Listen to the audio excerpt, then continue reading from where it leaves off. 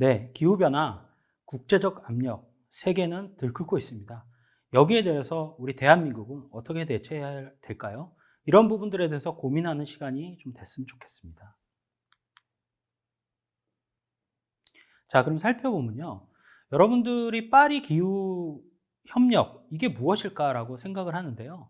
사실 많은 선진국들이 여기에 핵심은 우리 지구 온도의 평균 온도를 약 2도 상승시키는 것, 이 안에서 더 이상 벗어나지 않는 것을 합의하기 위해서 각 정부의 국가의 수장들이 모여서 협약한 겁니다.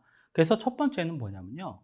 섭씨 2도보다 훨씬 작게 온도 상승을 한다. 그리고 섭씨 1.5도 이하로 제한하기 위해서 가능한 많은 노력들을 지원한다. 그리고 두 번째는 이러한 활동들을 위해서 선진국들이 주도해서 지원 금액을 만들어낸다.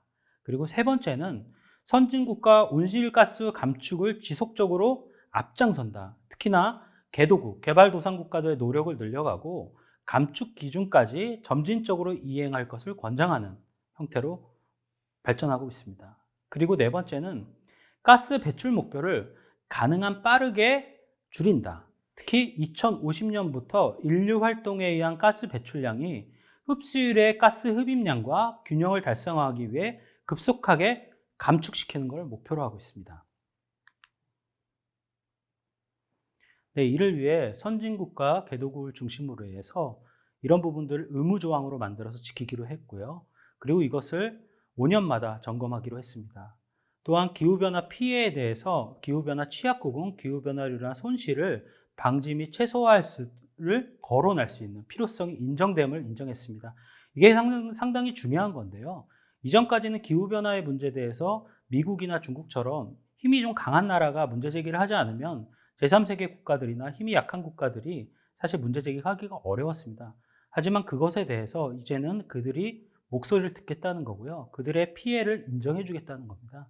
그래서 이런 부분에 대해서 지금 국제적인 사회가 변화하고 있고 전 지구적 환경 문제를 위해서 연대하고 있다는 것을 우리가 알아야 된다고 생각을 합니다. 네, 파리 기후협약의 핵심 사항이 또 있는데요.